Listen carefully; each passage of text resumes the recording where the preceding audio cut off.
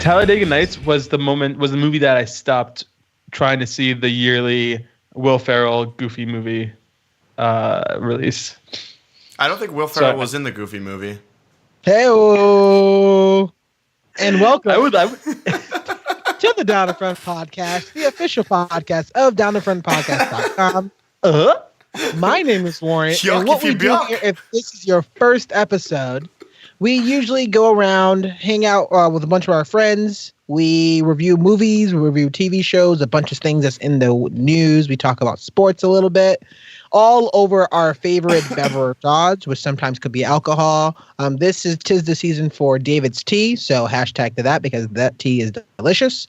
And tonight, we are going to give you a full review of Spider-Man Into the Spider-Verse. Super interesting movie. I'm very excited to talk about this. But before we get into that, I want to do a bit of a roundtable. I'm going to toss it over to a bunch of my best friends. I'm going to look at the guy that we grew up with. This guy, I think, has been on the most podcasts ever, which is good on you. Mouth of the South. Brylan, what's going on, man? What you sipping on tonight, and what have you been drinking? Hey, welcome all my Thwippy fellows here and Thwippy friends. I am currently drinking some whiskey, Gentleman Jack. Wanted to keep it classy tonight, so I am enjoying that right now. What I've been watching recently is I recently saw John Leguizamo's latest stand-up, Latin History for Morons, on Netflix.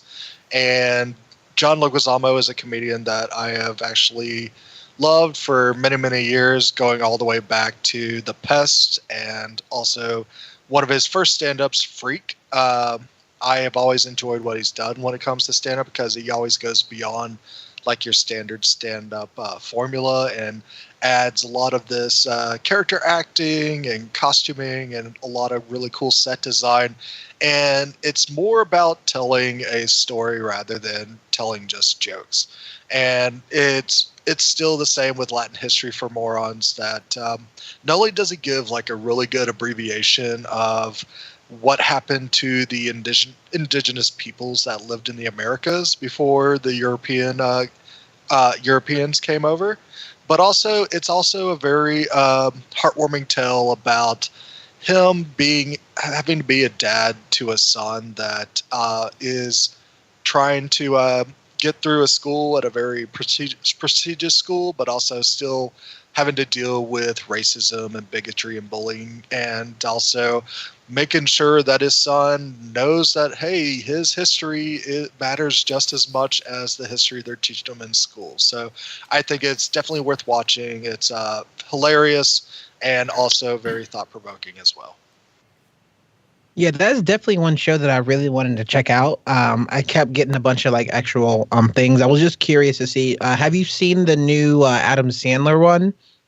No, I hear everybody loves it though. Yeah, because it was almost kind of like a storytelling, especially for kind of geared and catered to the people who kind of followed his career. So I was curious to see if it was kind of like that. So that's pretty cool, especially, man, Netflix has been pumping out some good stuff. So I'm good on you. And as always, great to see your face.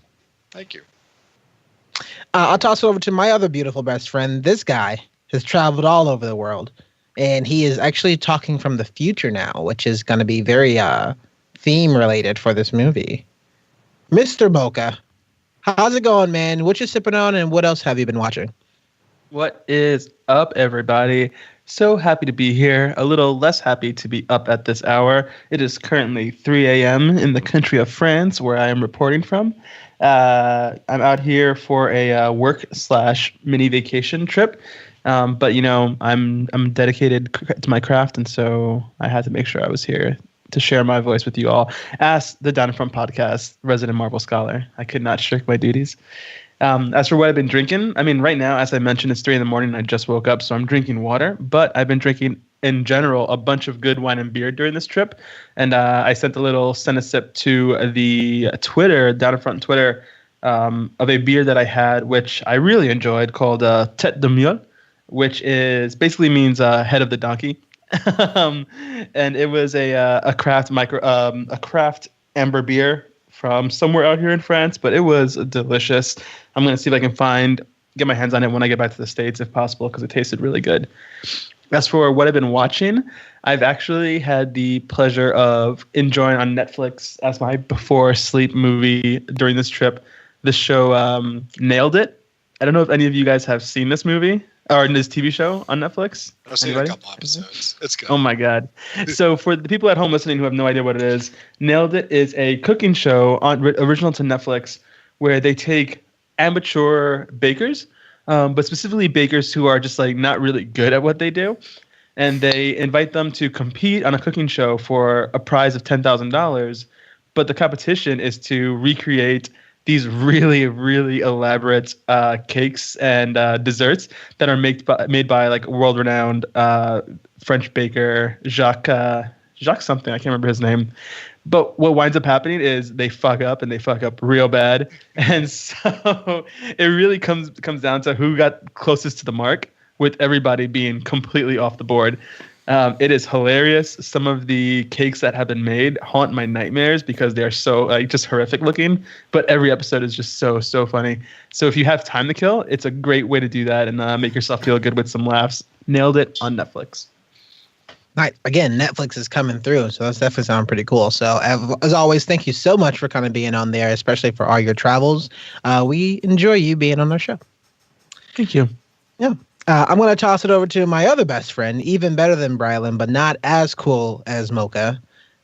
Blewitt, what's going on, man? Haven't seen you in 16 years. What's good? You're looking good, looking dapper. What you sipping on, and what else have you been watching? Yeah, so I am sipping on Foreign Objects from Stardust to Thought Form. It's pretty solid. New England's hoppy ale. Really enjoying it right now. The can art, it's spectacular. It's pretty much the only reason I buy beer at this point in my life, just based on can art. As for what I've been watching, in traditional Mike Blewitt form, I haven't been on in a couple weeks, and I've pretty much watched nothing. I got through a bunch of episodes of Big Mouth. That show is made for me. But I haven't finished it yet. But I love every single moment of it. Big Mouth is one of the best things to come out in a long time. It's so funny. Yeah, no, it really is. Which ties into the movie that we are going to talk about today. What's it called? The Great British Bake Off. Yeah, unfortunately, I've seen a lot of that. I don't know. I just sit in the corner and play guitar, but my girlfriend watches it, so I've seen it. Dude, you should make your girlfriend watch Nailed It. She'll get her baking fix, and you will get a really, really entertaining show to laugh at. Yeah, I was actually, like, when you were describing it, I was like, man, I probably wouldn't hate that. Because I love seeing ordinary people do, extraordinary things? Yeah, exactly. Do ordinary things. Just do regular. They're like, regular people, make some peanut butter sandwiches. Oh, but, I mean, do you have the strawberry jam or you have the strawberry jelly? I was going to say they put the peanut butter between two uncooked sticks of ramen. That's artisanal. I mean... love me those ramen sticks. Is there any other type of utensil besides a fork or chopsticks? Spork. Spoon. Knife. Yeah, but those are like escargot holder. Your hand? Yeah, that's a good one. Salad forks. No, but those are like soup spoon. Those are like European type things. No, that's American too, son. No, but they're all in the same category. If you go to a steakhouse, that's what you're gonna get. If you go to a Japanese restaurant, it's like what kind of a side is this? No, I don't know. If you go to like Hawaiian thing, do they just hand you a pineapple and they're like, "All right, eat your food with the pineapple"? It's like, well, I'm pretty sure Pee Wee Herman has some sort of Rube Goldberg machine to get food in directly into your mouth without touching it. Well, Ethiopian restaurants use that nice spongy bread. Ooh, roti. And welcome. No, we already did that.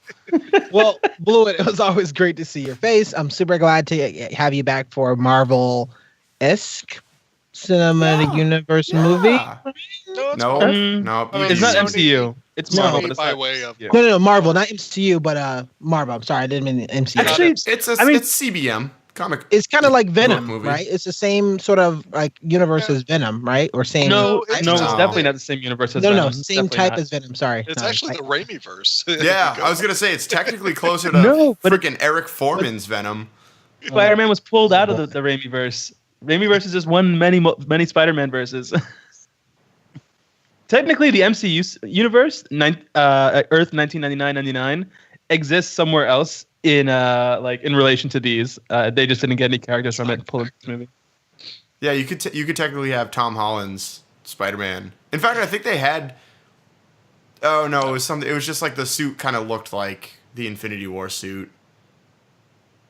Yeah. So before we talk about that, Blewitt. Yes. Great to have you on. Yes. My name is Warren. I will be the host this evening. I am currently sipping on some Paxis Red Blend. And just like Blewitt, the reason why I chose this wine is look at that dog. Guys, look at that dog. Look at that cute dog on it. It's a nice dog.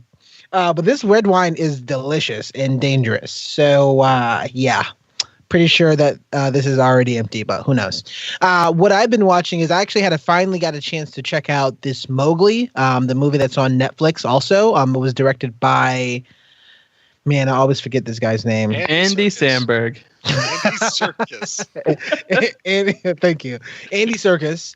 And I was very curious about this story because I know that there was like some drama between Disney kind of pushing their sort of release date up, just trying to release their movie beforehand. I'm not even entirely sure why. This movie looked really good. It was pretty boring, though, and they definitely kind of changed up. Or I guess maybe it was actually closer true to the actual story of the Jungle Book. Obviously, no songs was on this one. But I don't know why they had the need to feel like they had to push it up, like Disney pushing up their movie. I felt like both of these movies were very, very different. Even Baloo as a character, his character design was very different. It was almost like he was Rocky.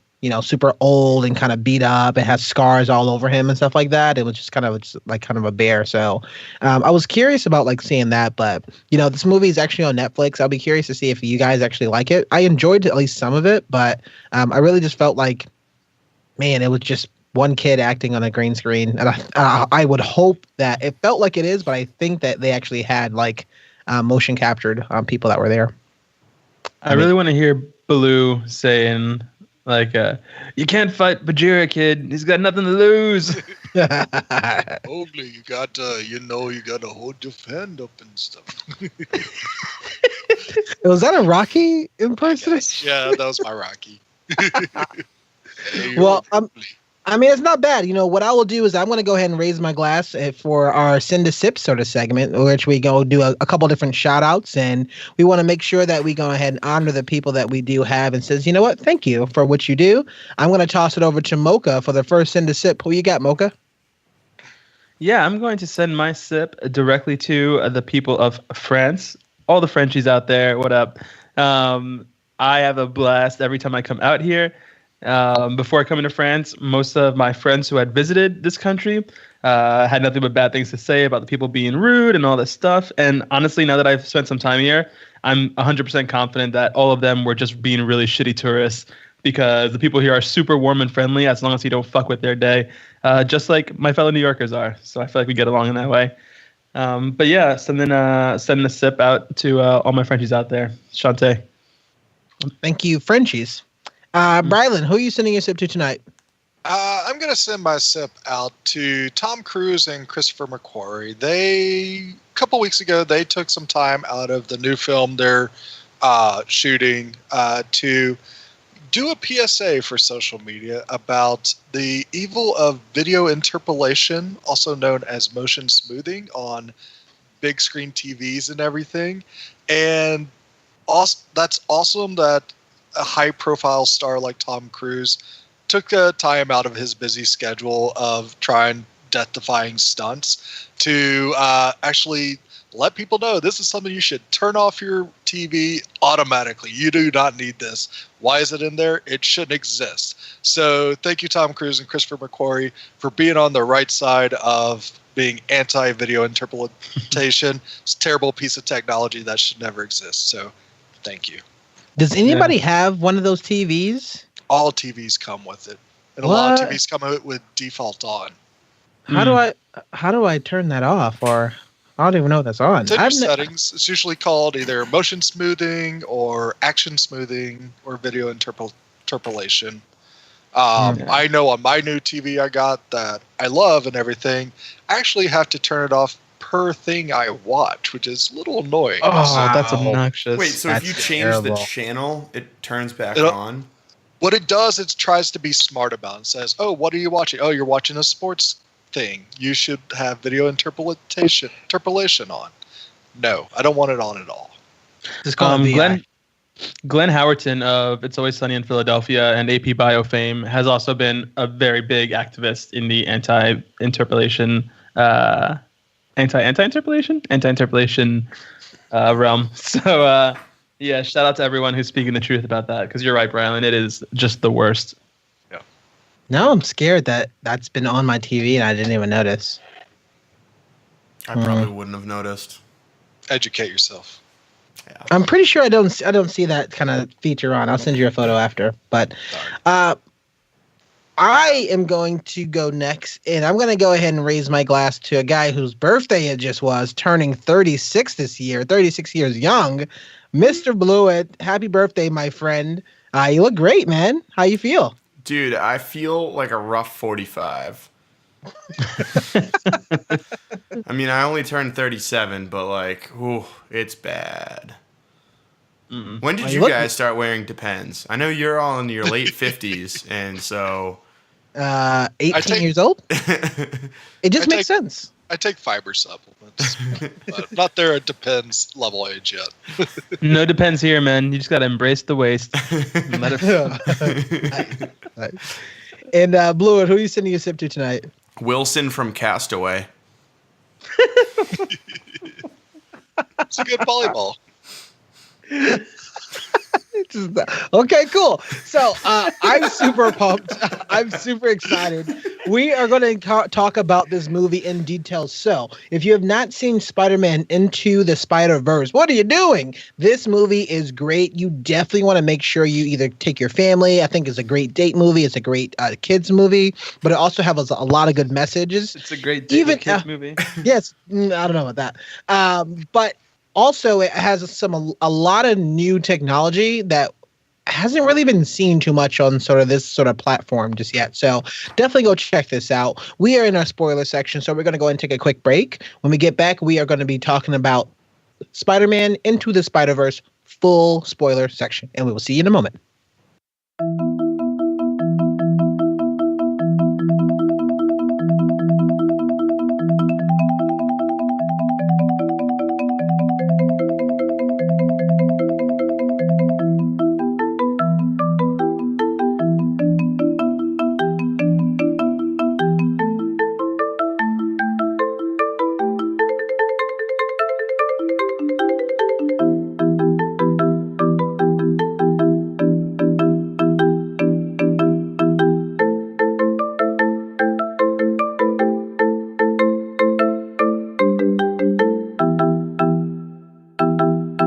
And we are back, and we are the Down in Front podcast. We are giving you a full feature spoiler section review of Spider-Man Into the Spider-Verse. So if you have not seen the movie, we're in our spoiler section. Please, you definitely want to go see this. You do not want to be actually spoiled for this.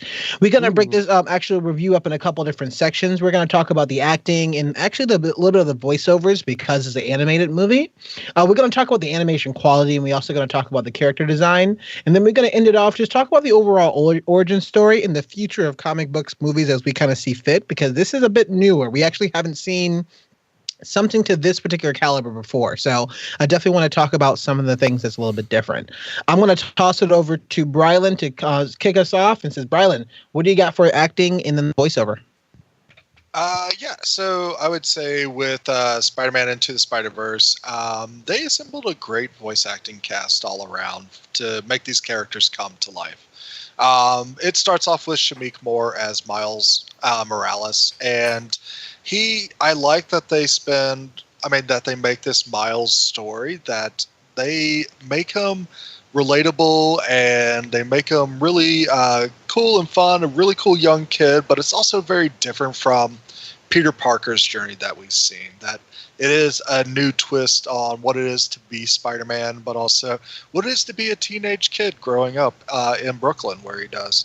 And I like that they are able to bring enough nuance and just character to the Miles character because of that. And it's also, I hope that a lot of generations see this and say, like, this Spider-Man's cool that haven't been exposed to Peter Parker, because it's going to be something where we can have a lot of diversity in what Spider-Man means to a lot of people. Other than that, I think like the other big standout is probably one of the greatest actors working right now that I don't know if we even deserve his talent, which is Mahershala Ali. Him as Uncle Aaron is fantastic. He plays Uncle Aaron to a T, like giving Miles like really great advice, like, or maybe not great advice on like talking to girls, but he's being that doting uncle, that cool uncle really well. But we also get to see that Uncle Aaron, he's not on the right side of the tracks. He's working for Kingpin as the Prowler. And it's a really good juxtaposition to his brother, Jeff, who's played by Brian Tyree Henry, who does a fantastic job as well of this. Like, he wants just the best for his son, Miles, and that's why he's kind of over-parenting at times, but also not quite sure how to connect to Miles, which I think is a really important message to have when it comes to a family, is that when kids start getting into the years where they start to formulate what does it mean to be themselves as people and start to claim their independence, that Brian Tyree Henry does a great job of having that relationship with Miles to try to grow away from being that helicopter parent that's always trying to want the best for him, and ultimately allowing Miles to choose what's best for him as well. And yeah, that's a good call out. I really like Brian Tyree as just an actor in general. I don't think that he actually gets a good amount of work that's a positive role. I mean, he's actually was famous for Atlanta. I've seen him in Widows and I've seen him in Hotel Artemis, right? And it definitely felt like he's been doing a bit of a one note, right? He's plays the stereotypical gangster or rapper, right? And just because of his look, I guess. So it's nice to see and hear his voice in a completely different character who cares a ton for his son, but still has some comedic bits to it. Even when he kind of dropped Miles off to, make sure that he's telling I love you in front of everybody, clearly wants to embarrass him, but it's still very funny and endearing because that's definitely not the first. Yeah, that's not the first time that has happened. So that's also kind of great. So I'm glad that we can actually hear his voice in a more of a nurturing and kind of a loving character. I was really glad that he kind of broke out of that bit of a mold, and that was pretty cool to see him in, or hear him in at least. Yeah. Mocha, what you got? Yeah, this movie was fantastic through and through in terms of its casting for the voice actors. Every single character had a voice actor that perfectly encapsulated the weirdness and the uniqueness of what that one was bringing to the table. Big shout out to one of my favorite comedians of all time, John Mulaney as Spider-Ham. His ridiculous voice was perfect for a character that came out of a cartoon world. And if you had asked me who to cast as Spider-Ham, I would have screwed that up. I would have not known where to go. But man, was John Mulaney perfect for it. Such a good role. It really was the perfect match for his voice. Like I think you could probably have had anyone else in there and probably had a good time with it. but like that just nerd, like that wimpy voice. He's got a wimpy voice. It's the exact opposite of a superhero. Yeah, absolutely. And that's the funny thing about it is that he didn't really change his voice for the role, which I think actually lines up perfectly with his stand-up comedy. Because if you ever listen to his stand-up comedy, he loves to self-deprecate about how much of a nothing person he is, and somehow it rolled into this role really well. But even beyond John Mulaney, I mean, when you told me that when I first heard that Nicolas Cage was going to play the voice of Spider-Man Noir, I was like, okay, I can see that working, but I don't know how. And then, it turned out to work out perfectly. His like Humphrey Bogart style, like 1930s voice was just on point, and it was just so funny. And I feel like, with voice acting, it's really difficult because, yeah, the animators are going to have the models act in terms of like moving their limbs around on screen physically, but you really need to be able to get into the character to have that voice and that personality pop and have it sound like something like the character on screen, even if it is just a similar version of your voice. So I was really impressed with how it went through for all these characters. Also, the Spider-Man from the Tobey Maguire verse, who I have affectionately called Depression Parker. He, first of all, is my favorite Spider-Man of all time now. Like, depressed Spider-Man means a lot to me, and I'm so glad that as an adult Spider-Man fan, I was finally given a version of Spider-Man that perfectly meets me where I am today. But the voice actor, the guy who plays Nick from New Girl, what's his name? Jake Johnson. Jake Johnson, yeah. A lot of people were really hesitant about him when he was cast. I know, like, maybe there were even some voices in this room that felt that way, but I was excited for it from the get-go, and he delivered. I really think that he fully grasped the character and brought a lot of like pathos and comedy and like heartwarmingness to his role as the Tobey Maguire versus Peter Parker. Yeah, I mean, I was one of those that I was kind of skeptical about how well he would do as Peter Parker because I just know him as Nick Miller from New Girl, and he's always like this weird, goofy, self-deprecating character on that show.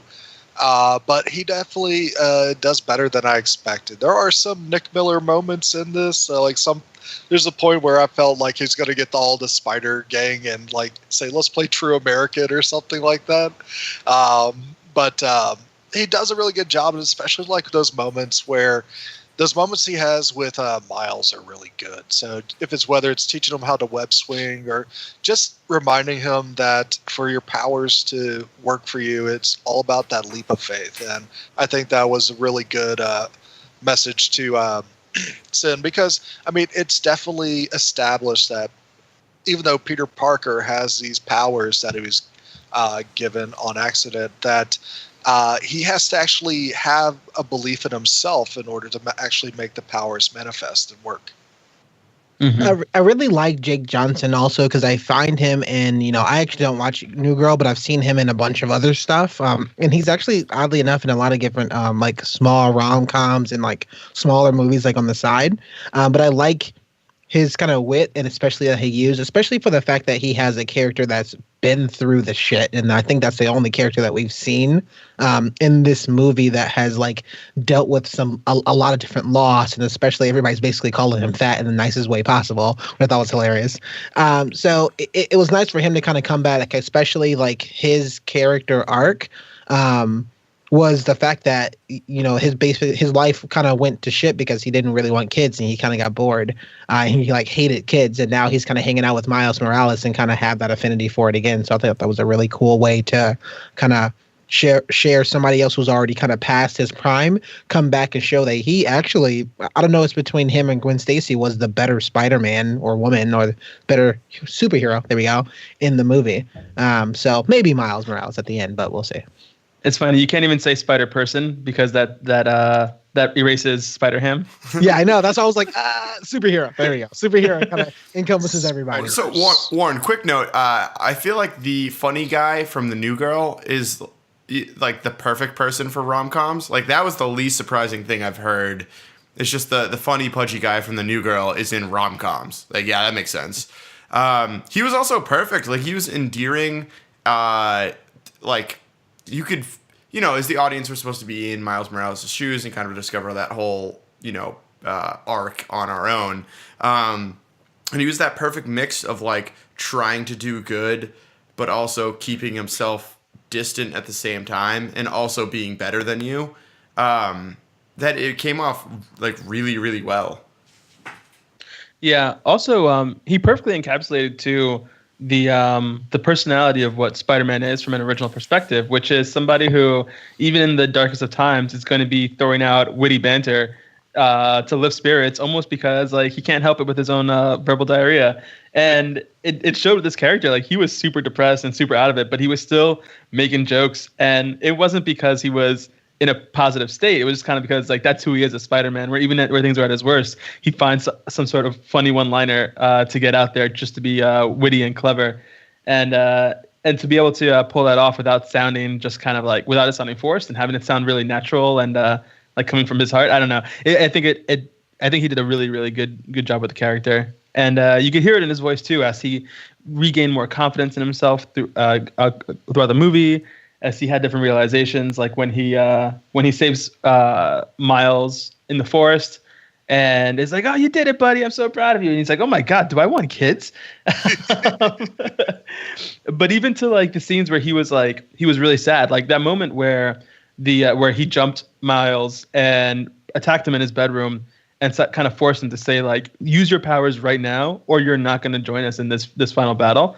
Like he sounded like his heart was breaking the entire time, but he also sounded like somebody who knew that if he didn't do it in that moment, then he was going to die like his universe's Gwen Stacy did. So yeah, I thought that he actually brought a lot to the role, and I was really happy that he delivered. Also, speaking of Gwen Stacy, big shout out to her and her character.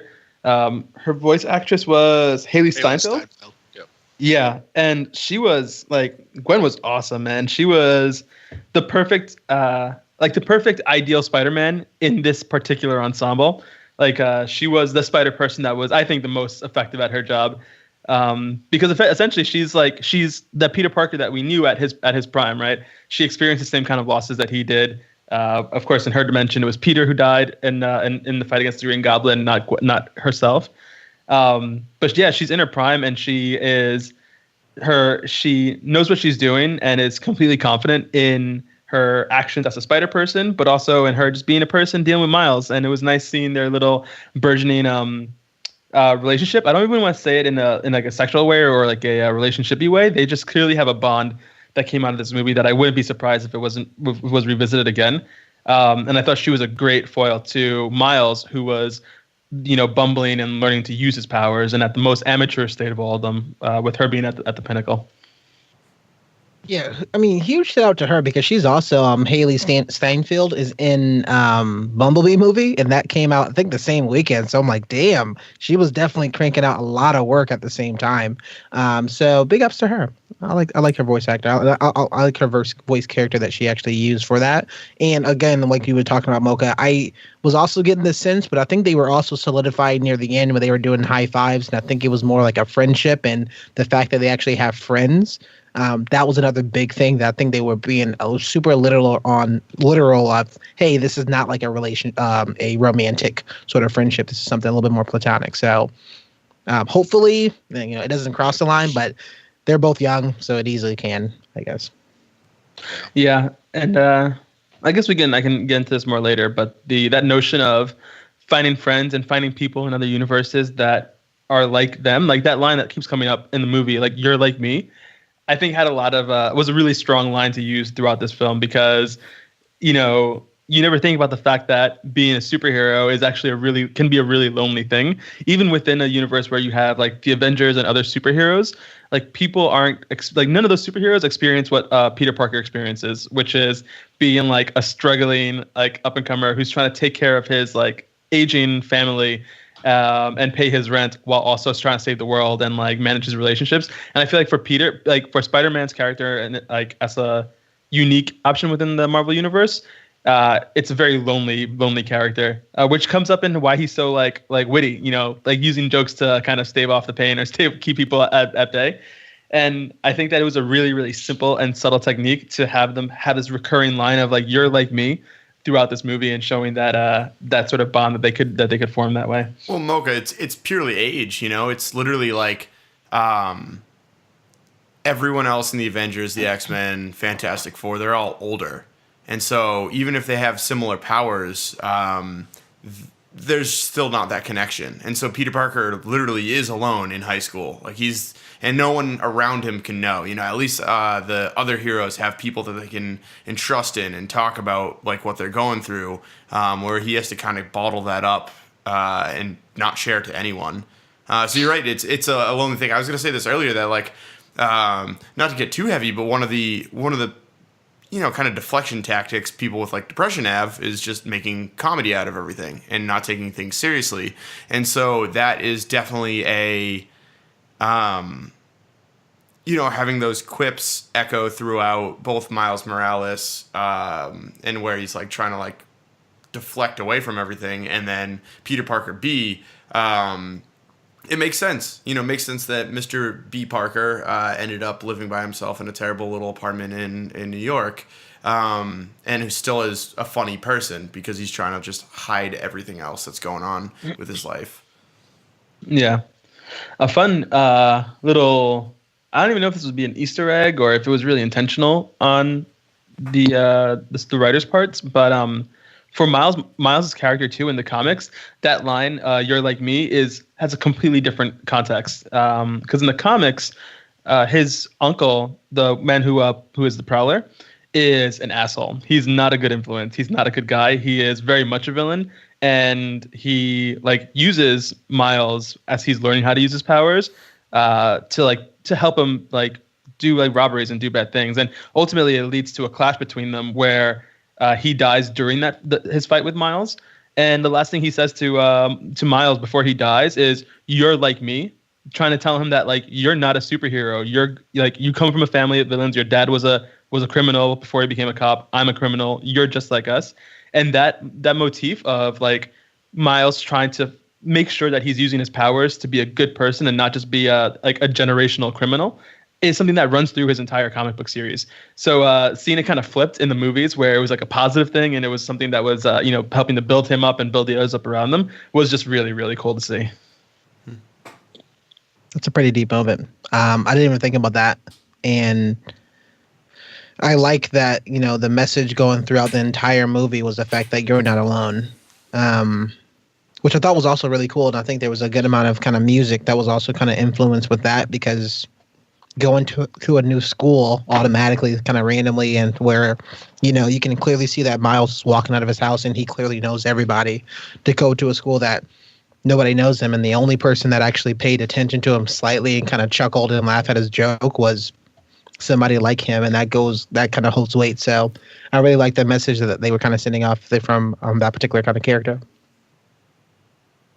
Blewitt, what else you got? For voice acting, honestly, you guys covered most of it. I thought it was very, very well voice acted. I don't think that it was necessarily the highlight of this movie, though. The other topics we're going to cover, they're definitely outshone the voice acting. But it wasn't bad. Yeah. I would just mention on other characters, like the lesser-known spider people from the other Spider-Verses, I appreciated that the actors really took strides into kind of embodying those characters and making sure that they kind of are seeing Miles's New York as Miles's New York in like kind of their eyes. So like Spider-Man Noir, played by Nick Cage. Nick Cage does a great job of just being like, I live in a black and white world in the 30s. And so when he sees a Rubik's Cube, he's like, what color is this? Purple? Or is it light blue? It's like, that is very funny, just like sight gags and like observational humor. And also when Spider-Ham is on the screen, there's a lot of fourth wall breaking. So he says, "That's all, folks," and everybody's like, "Is he allowed to say that?" So good. That's such a good moment. I think one of the funniest about the Spider-Ham was when he's like, "Hey, hold on to my hammer. It'll fit right in your pocket." I was laughing so hard. I was like, "Is it really that funny?" I think it is. This is great. Oh, Yeah, man, definitely so was. good. Yeah, and even Penny Parker being just straight up diva from Overwatch and just a very anime-styled character was a lot of fun. And just having that nice emotional moment with her pet spider was really good as well, I thought. I also want to just give a big shout out for Oscar Isaac as Miguel O'Hara. This means so much to me just because Spider-Man was one of the comics I first started reading, and when it got to the 90s, especially like mid to late 90s, Spider-Man was kind of a boring character. Peter Parker got kind of boring, and like the only thing that was keeping Spider-Man alive were his villains. That's when you got like Venom and Carnage, and everybody was on board for these very visually exciting villains. And so when they announced the 2099 universe, Miguel O'Hara became kind of like my fan favorite Spider-Man, just because he was very different. His powers were just different enough. I liked how his costume was like modeled after a Day of the Dead costume that he wore before for a celebration, just because he's of Mexican heritage. And so when I saw that little card cue just say Nueva York, I got mad excited. And then the scientist saying, "Okay, Miguel, so this transdimensional bracelet will take you to the next place you want to go. Where do you want to go?" And he goes, "To the beginning." And it takes him right to the 1967 Spider-Man cartoon. And they add on to it to make it so hilarious that they took a meme of Spider-Man pointing at himself and made this great comedic routine out of it, which was fantastic. I loved every moment of that. So great job by Oscar Isaac on doing that.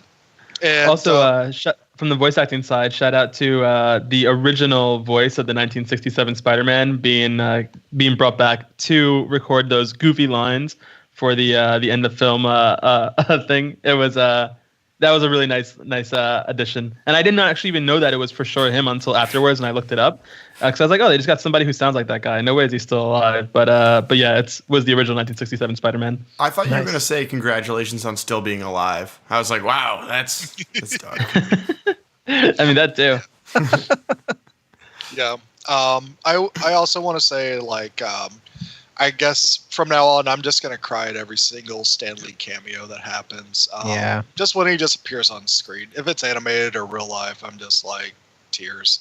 It's good to see him. I like what he said in the movie. But yeah, Stan forever. I should get a tattoo that says that.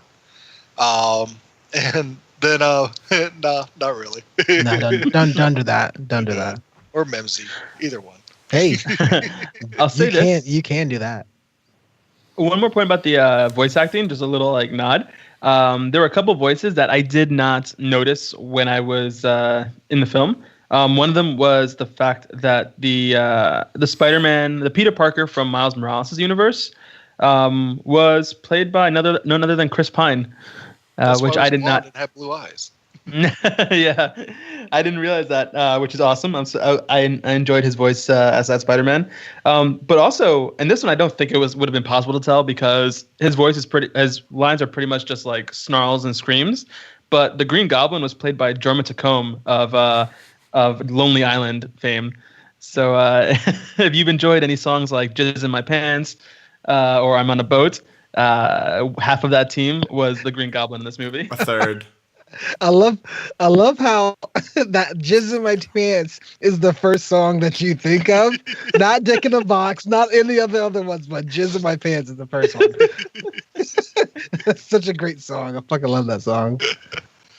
Oh man! But when it comes to the characters, like one thing that I just wish was like a nerdy. It's just more of a nerdy wish I had. Like, they did a unique thing with Aunt May in this movie where she was kind of like an Alfred to this universe's Peter Parker. That's like some of you haven't seen Aunt May be. Usually she's the none the wiser, just doting aunt that is always looking after Peter and giving him wisdom of life, and that she may or may not admit that she knows that Peter is Spider-Man. But this Aunt May is like, yeah, I know Spider-Man. I know everybody's come over and given their condolences for his loss and everything. And then we find out this Peter Parker had a bat cave, and he has all this high-tech shit going down in the basement of his little Queens apartment. And it's I don't know how I felt about that. I just thought it was kind of a different take. I don't know if I enjoyed it, but I also thought it'd been pretty cool if, for any reason, that this Aunt May turned out to be Madam Web, and that she was kind of playing a role in like how these universes were colliding. So I thought that would have been pretty cool. We're definitely. I think if we get another Into the Spider-Verse movie, we're definitely going to get some kind of Madam Web character. Also, Aunt May in this movie was played by Lily Tomlin. Yeah, that's the legend herself. I really like that. Going off of that point, Brylan. Like, I like seeing something a little bit different, and I know we're going to talk a bit about story a little bit later on, but the fact that Aunt May actually is a character that actually does something in the story. I know I don't read the comics, so I'm only going off of what I've seen of movies and animated stuff too.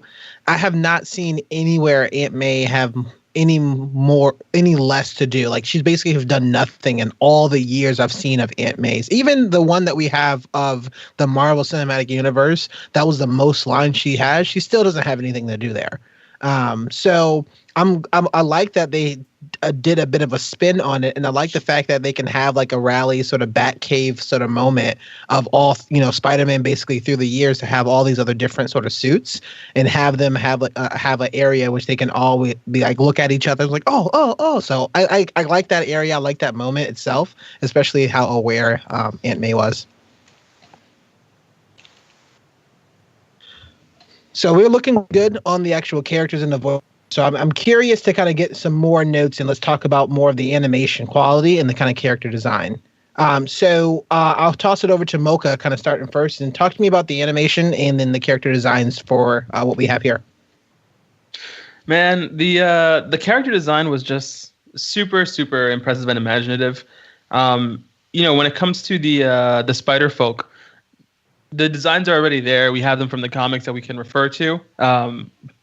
So that in and of itself isn't proper for the movie. But when you take those characters from their comics, put them into a movie, and then animate each one differently according to whatever the specifics of their universe were. So having Spider-Man Noir look like more of like a black and white, kind of like his cape's always moving in the wind. Having Penny Parker literally be drawn and animated like she's like from within an anime. Having Spider-Ham look like he was drawn in an old Looney Tunes cartoon. Like the designs were just nuts, and having all of those individual, like completely different animation styles on screen at the same time interacting with each other was just visionary and really, really helped with driving home how special this movie was from a visual standpoint.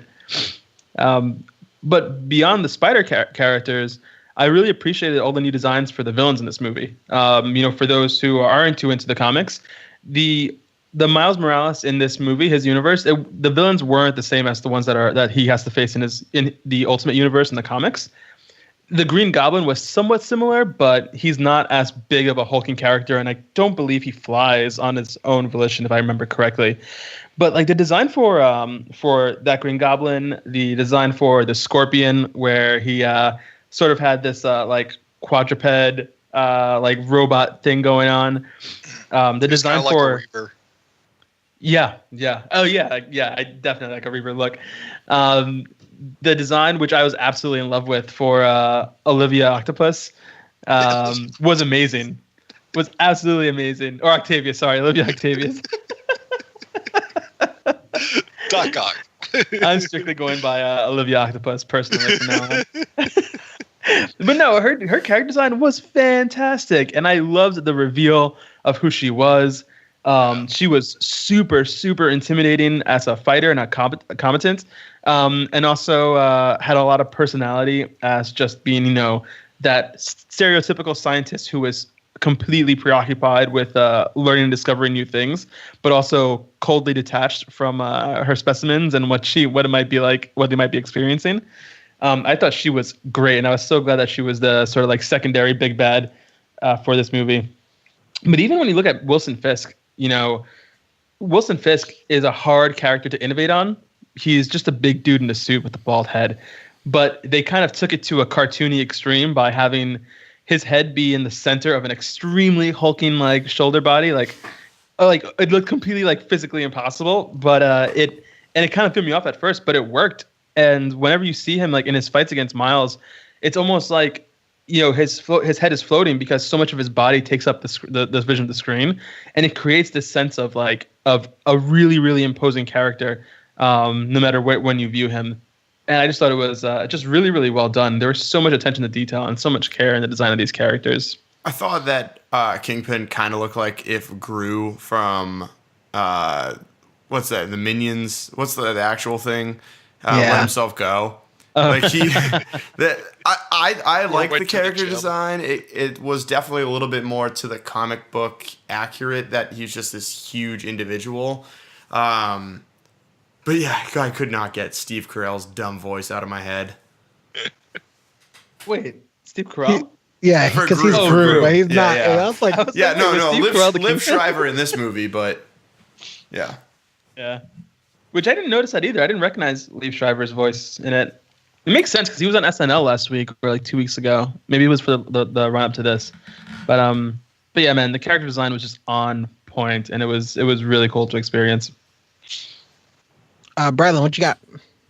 Yeah, I mean, I'm just gonna double down on that because the design of the characters plus the design of the world and everything was brilliantly executed. It was a nice marriage of some modern CG animation, but also using some traditional 2D effects to paint over all these 3D models, especially every single frame of this movie, you see kind of that traditional comic book pixelation to the screen, which I thought was fantastic. And it's really cool that that they keep that consistent, that they're actually just paying homage to that this is a comic book. And it's one of the first movies that kind of smoothly gel the comic book feel and a moving picture really well. So I thought that was done expertly. So I really love that.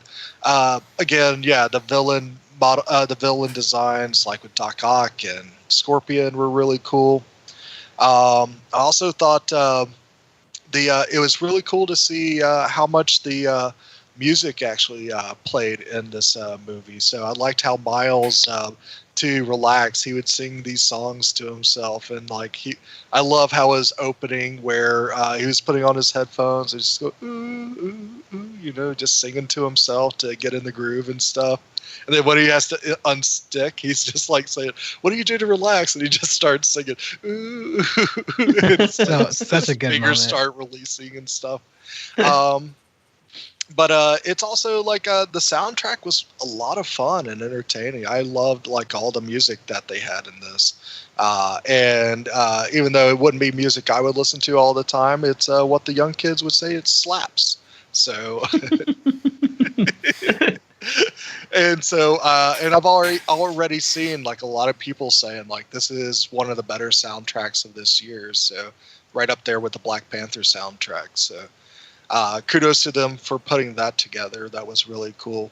Even though the villains were a little bit one note, I think it works that because this is Miguel's story, that it's more about Miles. It's not Miguel. Second time. All right, so can we make sure the sequel stars Miguel O'Hara so I can get this right?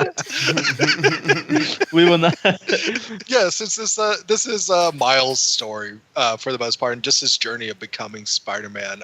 The villains were pretty one note, but it was really cool. They did take at least some time for Kingpin, who is the main villain, to just say what were his intentions with this super collider. We see that it's about his son and Vanessa, and it's good to see hey, they want to actually say this is Kingpin. He's actually more than just brute force. He's also a smart, complex character.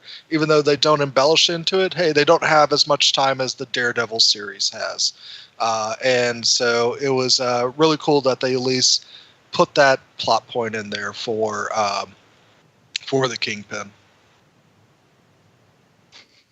I don't know if all the villains were one note though. I think Doc Ock was pretty interesting, and I like at least what Kingpin was trying to do, especially because Daredevil just ended. It was cool to see that back to back in two different types of Vanessas. But the other sort of, and also Aaron, Uncle Aaron being him, he was a little bit more kind of layered. But I know that the Scorpion dude, yeah, and then the other one that I don't even think they even showed his name, but I'm sure you guys would know his name. They didn't even introduce him. But Tombstone. Oh, okay. I was like, he looks familiar. I thought it was Mr. Negative for a second. It's not him. Tombstone is really cool because the voice actor for him, he could play Tombstone in real life. He's this big hulking dude, and he's actually albino, so he would actually be a good Tombstone for a live action movie as well. Is that racist? No, it's not, because it's a pigment thing, you know. Albinism is not a race thing. No, it's a medical condition. All right, just want to make sure. It could be. The only thing I will kind of mention about some of the character design was the fact that, you know, I didn't see this movie. I didn't see this trailer. Excuse me, I saw this movie. I didn't see this trailer. Like an hour and a half in, you're just like, I didn't see it. Just moderating. Oh, hey, by the way. I didn't see the trailer at all, so I tried also not to see really anything else. The only thing I did see was because of Venom. Which was actually, I was getting really scared that the stinger that we get into the end of the Venom, so spoiler for Venom, but the stinger that we get at the end of that movie is basically a snippet from this movie. So they're kind of doing what the Marvel Cinematic Universe was doing, just, you know, taking sections directly from it. I really enjoyed the fact that it felt like these characters had way more personality.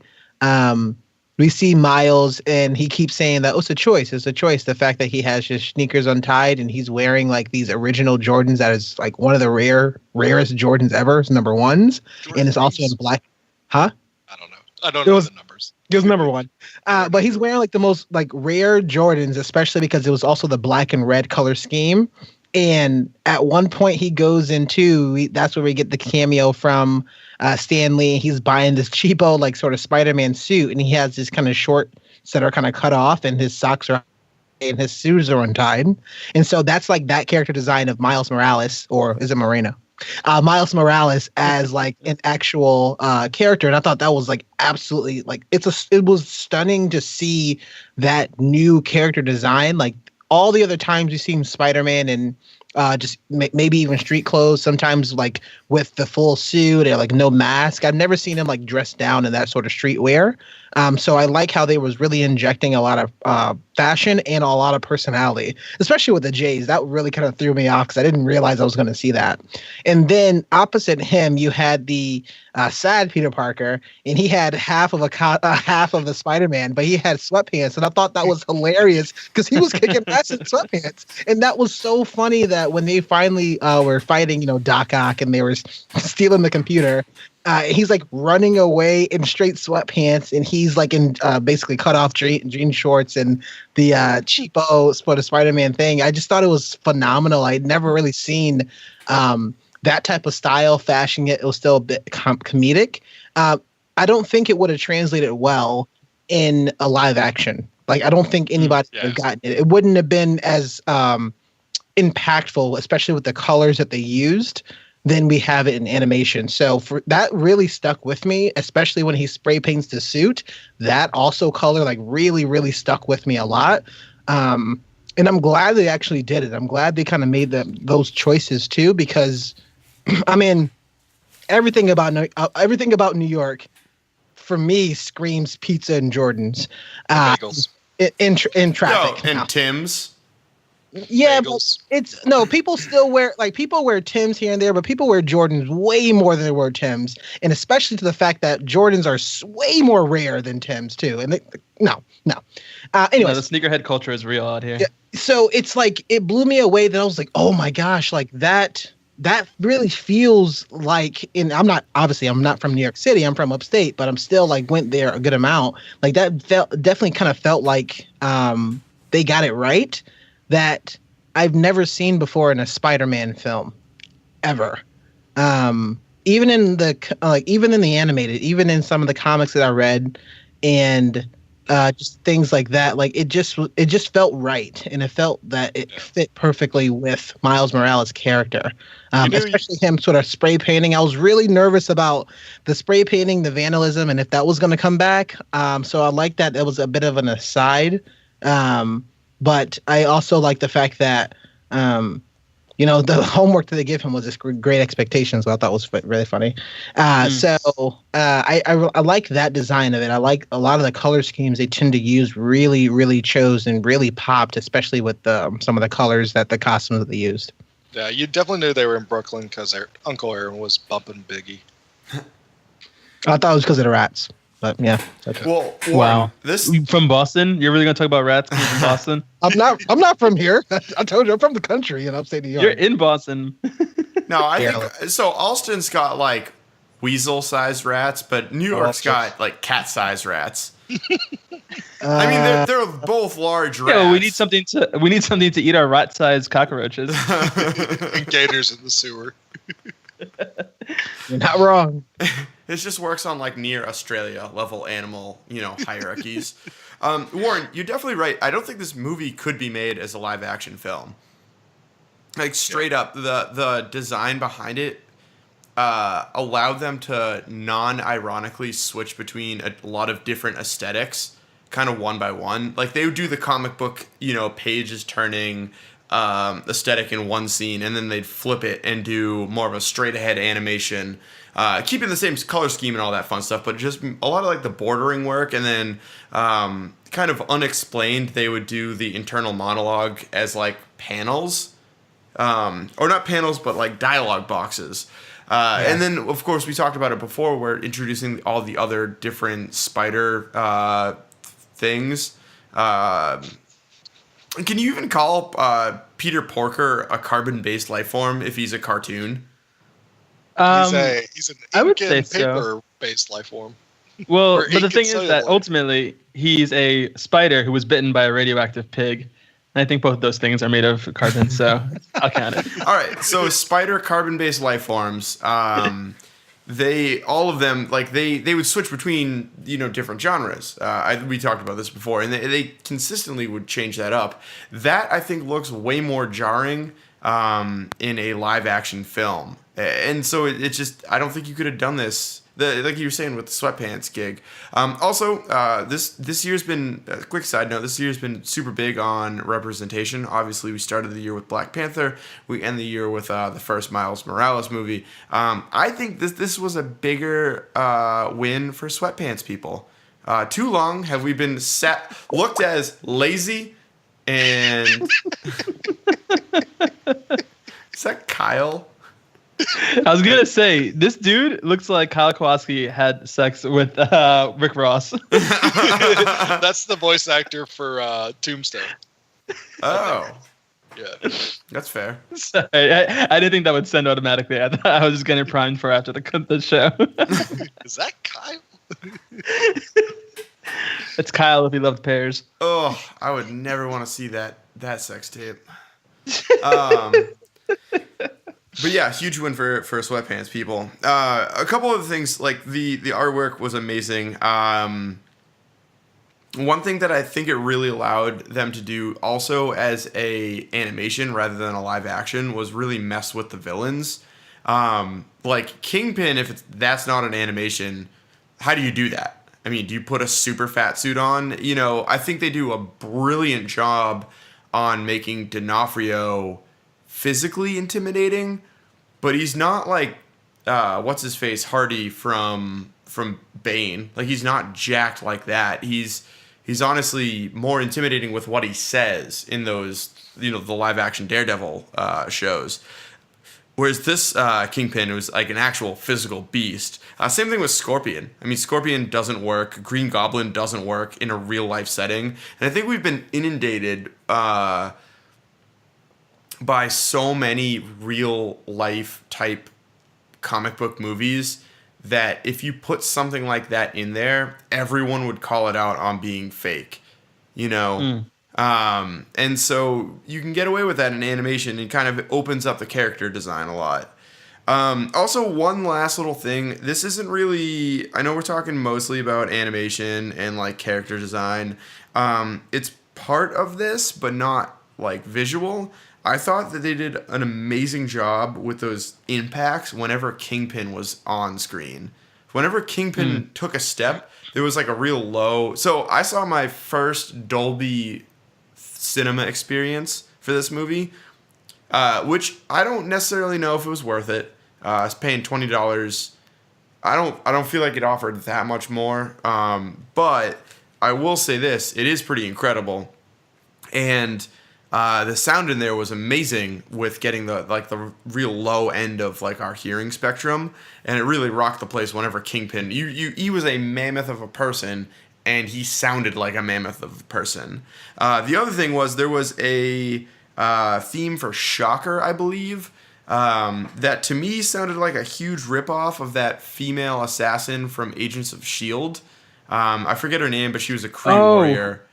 Yeah, I know who you're talking about. They had a really, really, for a TV show, really unique, cool theme for her character, and they had a similar aesthetic for Shocker whenever he was moving around, and I loved it in Agents of S.H.I.E.L.D., and I will be consistent, and even though it was derivative, say I still loved it in this movie. I want to try to key in on who exactly you're talking about, because there was no Shocker in this movie, but I am curious as to who you're talking about. Prowler. Sorry, they were. When I was thinking of Homecoming, and they were like together, you know, on all their scenes. Similar you mean the black guy in Homecoming? I see but like also the black guy. Is that racist? That's racist. It's Blewitt's racist. Whoa, isn't Uncle Aaron Hispanic though? Uncle Aaron's black. No, mixed. Uncle Aaron's black. Miles Morales is mixed. Miles gets his Puerto Ricanness from his mama. Yep. As you could tell by her booty. Yep. In them nurses' robes. Ow. Yep. I'm fine with everything you just said there. Okay, for the awkward transition. So if we're good on the actual design, so the last section we do want to talk about is I was curious of getting everybody's sort of opinion on the Spider-Man sort of origin story, especially how they handle it in this movie. I think some of the biggest issues that we've seen so far is anytime that they do a Batman movie, right, and they do a Superman or a Spider-Man movie, like at some point we have to deal with them kind of talking about the origin story. And then from this movie and how they've done the animation, like what do you think of the future of comic book movies are going to be looking like and how the overall feel of it so far? So I'll go ahead and toss it over to Brylan. Yeah, so as far as an origin story, I mean, it definitely follows the formula of the hero's journey to a T, especially for comic book heroes. But also, I like that, as they say in the movie, it's kind of similar to what we've already experienced, but just a little different enough. And so I think they handle Miles Morales' origin story really well. I like that there's some unique takes that Miles brings to the Spider-Man character. I like that it's not just enough to put on Peter's suit to be Spider-Man, that he has to take Peter's suit, spray paint it black, and put his own design and style to it. So I like that Miles is choosing to be Spider-Man in his own way. I also like...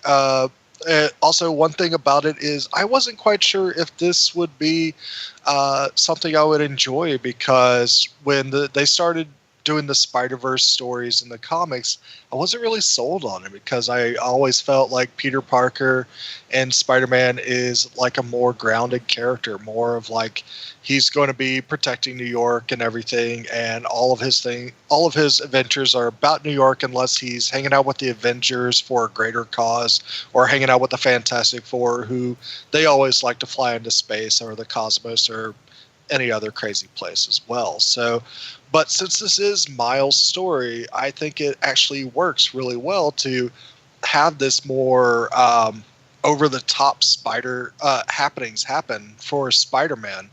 And I think it's really cool to like establish this as like kind of a norm for or a norm for this Miles Morales Spider-Man, that he'll be maybe in the future he'll be experiencing some very crazy shit compared to the Peter Parker we've been used to seeing. So I think that's really cool that they did that. I think they hope they continue with this and like make it a franchise and start to continue to tell more of Miles' story and grow this character. I think it has a lot of promise and everything. As much as people have wanted in the past to have a live action Miles Morales or introduce Miles as a live action character in a Spider-Man movie in the past. I remember there was a huge campaign for Donald Glover to play Miles at one point. But I think I would happily forego any live action version of Miles to continue this animated series. I can't agree with you more on that end. I would even forego and go even a step further that says Sony, just don't make any more live action movies. Just make animated ones. I agree. Totally. Well, y'all don't want to see Far From Home? That's Marvel. Yeah. No, that's Sony. But it's yeah. But it's a Sony production. It's a Sony production, but Marvel Studios makes the movie. Right. It's Sony fronts the money and then gets the return on it, and then Marvel just does everything else. Yeah, just looking at the last two, I don't think it's going to happen. But Sony looks like they hit big with Venom, and then Sony looks like they hit big with this movie. So where did Venom make its money? Because overseas. now I was about to talk about that. It's made $850. It's made more money than Ant-Man and the Wasp, which kind of makes sense. Wonder Woman and the Justice League. Like, how the fuck does a movie with Batman, Superman, and Wonder Woman make less money than that? Well, I mean, that movie was Henry Cavill's mustache.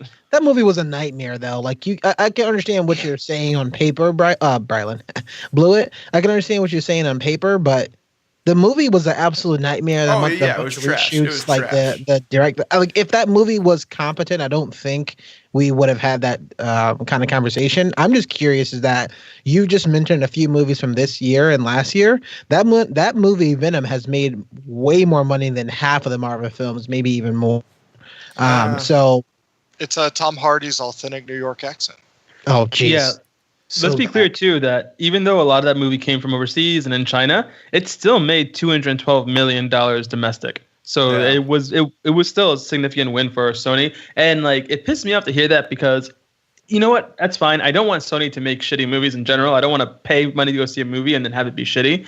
But I don't want Sony to be emboldened by this and then try to strong arm Disney during the renegotiations for the Tom Holland Spider-Man. Because if Sony takes back the rights to Tom Holland entirely, I'm gonna riot. I'm gonna put on a yellow jacket. I'm gonna go straight to Sony's headquarters and I'm gonna throw some Molotov cocktails. Yellow jacket is more of an Ant-Man thing, but no, I'm with you there.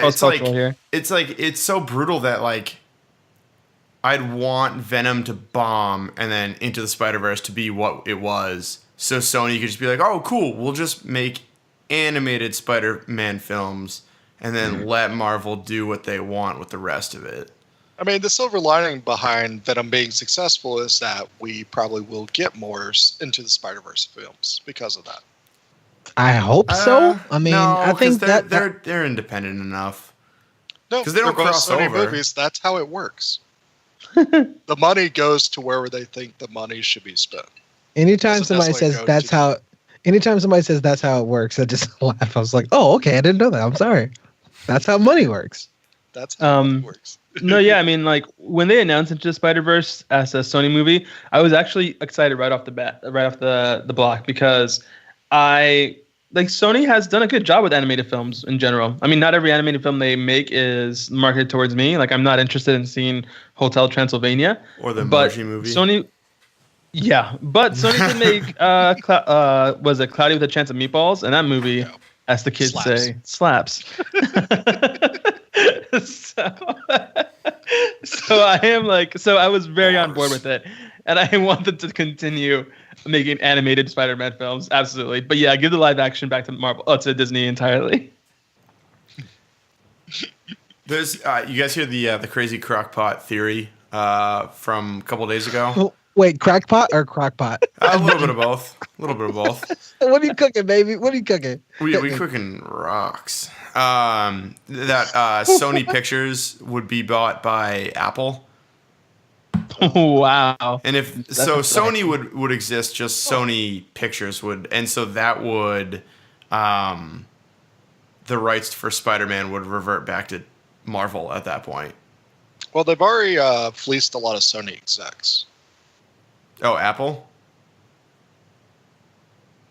Yeah. No, I didn't know that. Wait, when you say fleece, do you mean like... Well, not fleeced, but, they poached. Oh, okay. It's just Tim Cook instead mugging of Sony. grilling or baking. Tim Cook just goes to Tokyo every once in a while and just like mugs a random like Japanese businessman, just in hopes. Just in hopes it's a Sony person. Continuing on, Mocha, what you got for talking about the overall sort of origin story of Spider-Man, how they handle it in the film, and then the future of comic book movies by this animation? Yeah, I thought that Sony this film did a really good job of giving a nod to acknowledging the fact that the audience has been completely overexposed to Spider-Man origin stories.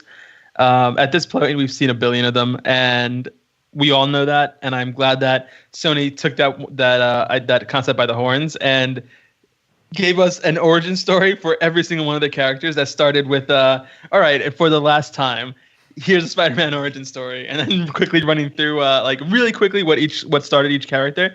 I just appreciated that they just acknowledged it and acknowledged that and kind of made a joke out of it. But I think for the Ultimate Universe, Miles' story, his origin story, really came to life in this film. It felt intense watching Miles have his panic attacks in school as his body is starting to react in these really freaky ways. That scene where he's climbing, he's slinking his way along the side of a building, trying to figure out how to unstick his body and freaking out when they do the fisheye lens scene while he's walking through the school hallway, and you can see the beads of sweat on his face, and he's just panicking, thinking about they all know they can tell something's up, be cool. It felt really intense and claustrophobic, and I thought they did a good job with it. I also really appreciated, just from a little subtle design point, what you mentioned earlier, the thought boxes from the comic style thought boxes. I love the fact that they didn't give us any of those until Miles discovered his powers. Because for Miles, he's not seeing thought boxes. For him, it's just he's experiencing his thoughts and his senses in a way more intense way.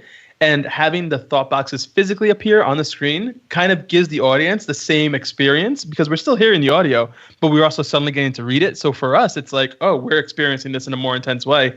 But then also tying that in with the general aesthetic of reading a comic was just this really meta way to approach that I thought was just brilliantly done.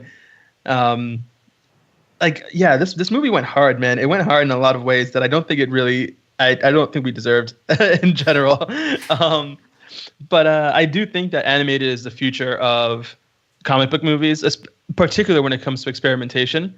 I don't envision a world where the MCU live actions don't exist, but I want to see production studios taking, whatever licenses are left out there, taking the reins with animated and trying to push those directions. Let Marvel and Disney focus on the casting, the sets, the budgets to make really, really good live action movies. But all these other studios that still have comic licenses, and even the studios who have non-Marvel comic licenses, I think they should all start really focusing on animated, because there's a bright future ahead there. I mean, I love animated films, but man, I wish I can record and bottle your excitement, because that was great. Blewitt, what you got? Yeah, so a couple things. I think I've said this before. Superhero films are not about what the powers are. They're about the obstacles they need to overcome. And I think that Spider-Man is the ultimate representation. A lot of us mostly get into these things when we're around his age. And so we talked a little earlier about how he is infinitely more relatable than a billionaire playboy philanthropist, And so to see to see those powers develop in like that sort of setting was exactly what Spider-Man is about. It's not weird jazzercise dancing, it's not being able to punch things really hard. It's about struggling with your identity and trying to find your way in the world. And this film captured it perfectly. I mean, granted, it captured it from a very specific, inner New York City perspective. But that was so unbelievably relatable. And frickin' Sony got it right. Like, out of all the people, the studio that put out the Emoji Movie somehow made this film that had so much character to it. That one hurts my mind. As far as the MCU goes, I think Miles Morales should show up eventually. I don't want him to be only a animated film person, only. Like, I really hope they bring him in. Obviously, maybe end of phase 4, phase 5, Spider-Man 3, Spider-Man 4, or whatever. Well, what if Miles Morales, because he's jumping all these universes, shows up in the actual MCU as an animated character? Does that count? I would hate that. That would be awful. That'd be like the most immersion. A quick cameo, and he just says hi and just leaves. I'd rather have. We're not going to Spider-Ham him. Yeah, I'd rather have Ryan Reynolds Deadpool do that. Yes. Like that, yeah. I wouldn't hate if he showed up and was just like, you know what? Fuck you, DC, and then just walked away. Like that, I'd be fine with that. Because Ryan Reynolds is a actual living, breathing cartoon character. Yes. Yes. Let's also keep in mind, though, too, Warren, that although it could be classified as an Easter egg, Miles has somewhat been established in the MCU already. In Homecoming, his uncle Aaron Davis is there. He talks about his nephew. There was apparently a deleted scene, maybe not a deleted scene, but rather something left on the cutting room floor from the script where he actively talks about Miles and uses the name. So yeah, I'm hoping we see that by the end of the Homecoming trilogy. At least the character come into his own or show up. The one thing I still hate, and a lot of companies do it, but it just feels like Sony is the worst with it, is just so much damn product placement.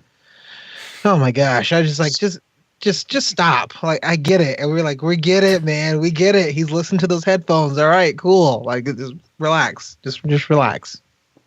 It is impressive in an animated movie when you can do literally whatever you want and they still have like real life accurate Sony products. You gotta fund that budget somehow. Mm-hmm. Apparently, Nope. So let's actually move into our conclusions. So I'm curious to get some final lasting thoughts. I'll start with Blewitt. Some lasting thoughts for Spider-Man Into the Spider-Verse. Yeah, I think they have a really successful franchise in the making right now. I'll go out on the record and say that the format they have and the ability to switch between animation genres allows for a pretty infinite amount of experimentation. With the multiverse, they have almost a lot of different characters they could bring in. I'm really excited where they take it next. I really enjoyed this. It's probably the best animated film I'd seen this year. I don't know if it's top 5 film of the year, but it's definitely the best animated. And you should definitely go see it if you haven't got the chance. I mean, I don't know if we're there just yet to talk about top 5 films, but dude, it's mid-December. We can casually slip that in. Not like Brett Kavanaugh, but we can. Wow. Oh. With Squeak and Mike. Brylan, what is your lasting final thoughts? Yeah. Into the Spider-Verse is a fantastic film. I think that I want to see more of this movie. It's definitely, the animated style is very unique to its own, so it can definitely cut its own place in animated films for what it does. But also, I think this is actually a really great introductory point to Spider-Man. If anybody's never experienced Spider-Man in a comic or a movie before, I would happily sit someone down and say, here's Spider-Man. And if this becomes their first experience with Spider-Man, so be it. It's a great one. And I hope like if they do a sequel, I hope that we get to see characters like Silk and Madam Web and more Miguel O'Hara come through. Even give me like someone like Kraven the Hunter as a villain. That would be really cool.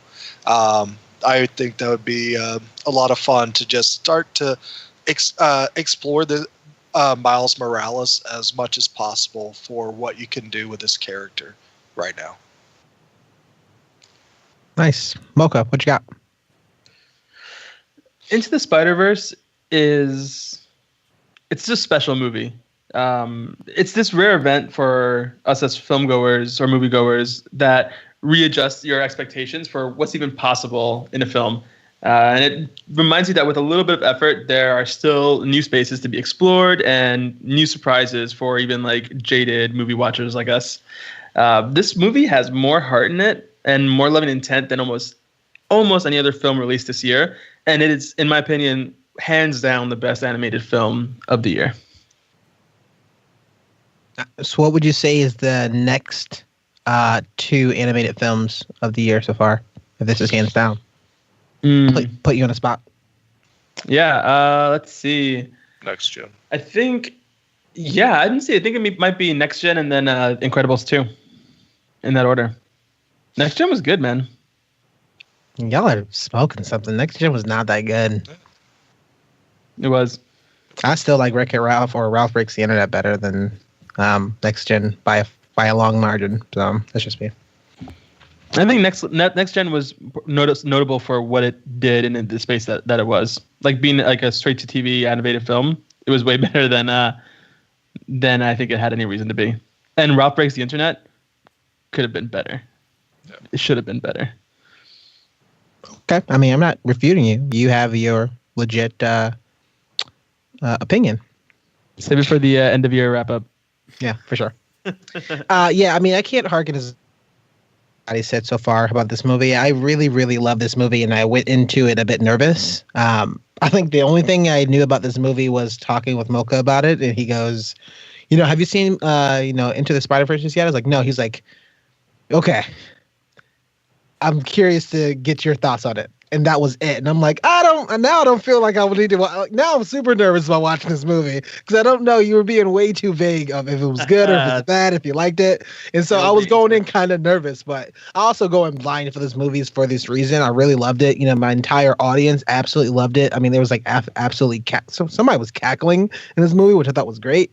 But some laugh out loud sort of jokes. And I think it's a perfect movie, especially for the holidays, especially for this time. It felt like this movie could do well if it comes out on Thanksgiving, just as a family movie. But I think it's also a perfect time to come out. It's slower, still have family kind of traveling in. It's also kind of a kids movie, but it also has like everything that's needed for a lot of different levels for kids and adults, much like majority of all the Pixar movies are. So with that, the realness of the character designs as well, I just really, really enjoyed this movie. For me, for sure, it would be, it's definitely top 10 of the movie of the year. Like, I would say it's top 3 of the animated films. I would not be surprised if this wins Best Animated. For some reason, I think for some silly reason, it won't win. But I wouldn't be surprised if it does win. So I hope it wins. I think it'd be pretty cool, especially because that'll be the first time that we get a actual superhero movie that's winning one of those awards. Everything else has been kind of shied away from it because I don't even think even Incredibles won at that time. So, yeah. And with that, thanks so much for joining. We have been the Down in Front Podcast. Thanks, everybody, so much for joining up. For Brylan, Mocha, and Blewitt. Brylan, where can people find more of your work? You can find me writing Miguel O'Hara fanfic on Twitter at Bryland, Brilund. You can also find me posting many movie and TV reviews and wonderful memes on Instagram at I am Bryland. I absolutely love it. Mocha, where can people find more of your work? You can find me on Twitter arguing with other universe versions of myself about whether or not the world is flat at Mocha Mike Li, as the Lord intended. Unfortunately, you cannot find me at Mocha Mike. The person who has that username fell into a super collider and got lost in another dimension before you can give up the account. So for now, it's Mocha Mike Li.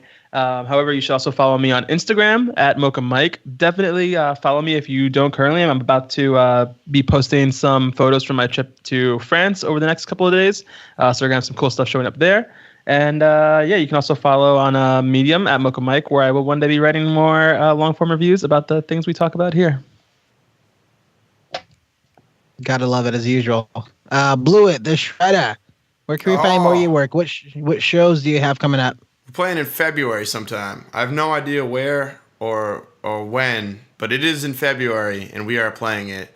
Also, if you haven't checked out yet, we put out an EP. It was a Halloween EP that we put out on Thanksgiving. Because yeah, that's how that works. But you can check it out. It is on Apple Music, iTunes, Spotify, Pandora. If you hit us up on Pandora, that's amazing. Like that's incredible. What kind of rabbit hole do you have to go down under or go into in order to have Maya News pop up? Yeah, on the, you'd have to be under the rabbit hole for Maya News to pop up. It's on ICQ. Yeah, so also if you want to reach out to me personally, you can get I actually have a friend that's setting up self-help. It's just Jesse Rand Mentors Young Boys at ymail.com. Again, if you're looking for some help, Jesse Rand Mentors Young Boys. I like how that's not even a weird, like, on the concept of it, it's like athletic coaches, religious figures, like, you know, fathers everywhere, that they mentor young folks, but like when you put it out in those words, it's weird. Before the 17th, you could have followed my Tumblr blog, Jesse Rand in gray sweatpants. But unfortunately, that all got flagged. So, no, R.I.P. R.I.P. Jesse's. Definitely check out more of our work. Yeah, definitely check out more of our work at downandfrontpodcast.com, where we have our video reviews and tutorials that we do have up there. We also have our teasers and all of our information. We have small different bios, which is pretty cool. Gamecast information and a bunch of stuff, as well as our Twitter at _DIFP. You can follow us on Facebook at facebook.com/downandfrontpodcast. If you like what we do, you like us actually reviewing things, because who doesn't? And it's given season, because somebody's birthday just passed, that old guy down there, definitely consider becoming a Patreon, patreon.com/Down in Front Podcast. That's always fun. You get early episodes and some other bonus content, so thank you much for that. I am super excited for everybody. I'm super excited to hang out. And Brylan, what is our next review? We will be reviewing Aquaman. Oh, Aquaman. Wait, hold up. Thanks, everybody. Good night. Bye. Good morning. I'm so exhausted.